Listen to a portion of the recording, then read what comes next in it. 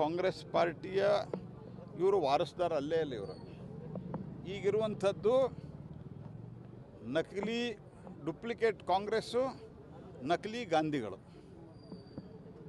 ಹಾಗಾಗಿ ಅದಕ್ಕೇನು ಅವರು ಕೋಟ್ಯಾಂತರ ರೂಪಾಯಿ ಖರ್ಚು ಮಾಡ್ತಾಯಿದ್ದಾರೆ ಸರ್ಕಾರದ್ದು.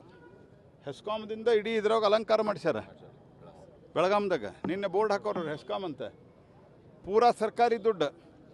ನಿಮ್ಗೆ ಮಹಾತ್ಮ ಗಾಂಧಿಯವರ ಕಾಂಗ್ರೆಸ್ಸಿಗೆ ಏನು ಸಂಬಂಧ?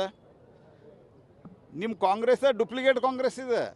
ಅವೆಲ್ಲ ಕಾಂಗ್ರೆಸ್ ತುಂಡು ಪಂಡು ಆಗಿ ಹಾಳಾಗಿ ಹೋದದು ಕಾಂಗ್ರೆಸ್. ನೀವೆಲ್ಲ ಇವರು ನಿಮ್ಮದು ಕಳ್ಳರ ಕಾಕರ ಗುಂಪು ನಿಮ್ದಿದೆ. ನೀವು ಮತ್ತು ನಿಮ್ಮ ಗಾಂಧಿಗಳ ನಕಲಿ ಗಾಂಧಿಗಳು ಇವರು. ನಕಲಿ ಗಾಂಧಿಗಳ ನಕಲಿ ಕಾಂಗ್ರೆಸ್ಸನ್ನು ಇದಕ್ಕೆ ಸರ್ಕಾರ ದುಡ್ಡಕ್ಕೆ ಹಾಕ್ತೀರಿ ನೀವು.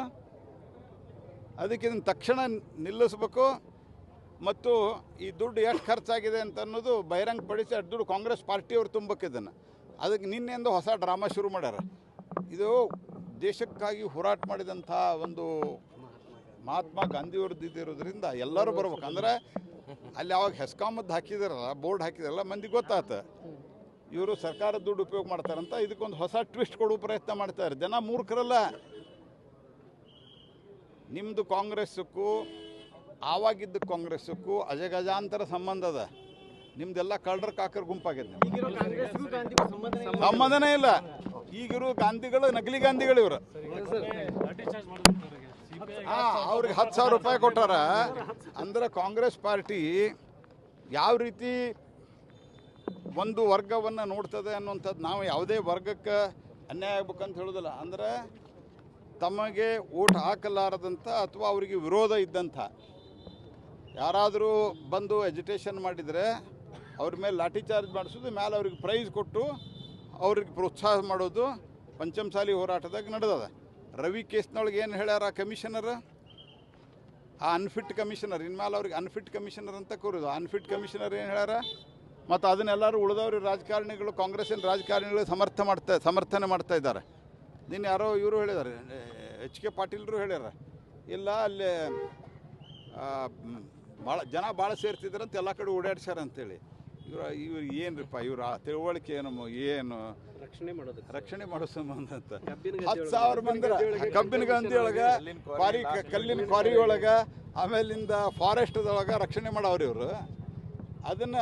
ಅದ್ರ ಜೊತೆಗೆ 10,000 ಜನನ ಒಳಗೆ ಬಿಡ್ಲಿ ಇವ್ರನ್ನ ಎದುರಿಸ್ಲಿಕ್ಕಾಯ್ತು.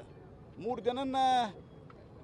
ಜನನ ಅರೆಸ್ಟ್ ಮಾಡಿದವರು. ಆಮೇಲೆ ಉಳಿದವ್ರನ್ನ ಬಿಟ್ಟರು. ಅವ್ರ ಜೊತೆಗೆ ಒಂದು 50-100 ಜನ ಅರೆಸ್ಟ್ ಮಾಡ್ಲಿಕ್ಕಾಗ್ತಲ್ಲ. ಅವ್ರಿಗೆ ನೀವು ಮತ್ತೆ ಬಹುಮಾನ ಕೊಡೋರು ನೀವು. ಈಗ ದಾಖಲಾಗೈತೆ ಸರ್ 5 ದಿವಸದ ನಂತರ ಪ್ರಕರಣ. ಈಗ 10 ಜನನ ಸಿಟಿ ರೋಡ್ ಮೇಲೆ ಹಲ್ಲೆ ಮಾಡಿದ್ದ 5 ದಿವಸದ ನಂತರ ಎಲ್ಲ ಸಾಕ್ಷಿ ನಾಶ ಮಾಡಿ ಎಲ್ಲ ಮಾಡಿ ವ್ಯವಸ್ಥಿತವಾಗಿ ಮಾಡ್ತಾ ಇದ್ದಾರೆ.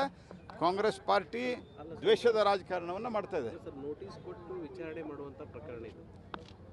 ಏಕಾಏಕಿ ಅರೆಸ್ಟ್ ಮಾಡ್ತಾರೆ ಅಂದ್ರೆ ಏನು ಮಾಡಕ್ಕೆ ಹೊರಟದು ಕಾಂಗ್ರೆಸ್? ಅಲ್ಲಲ್ಲ, ನಿನ್ನೆ ಅದ್ರ ಬಗ್ಗೆ ನಾ ಎಲ್ಲ ವಿವರವಾದಂಥ ಸಂಗತಿಗಳನ್ನು ಹೇಳಿದ್ದೇನೆ.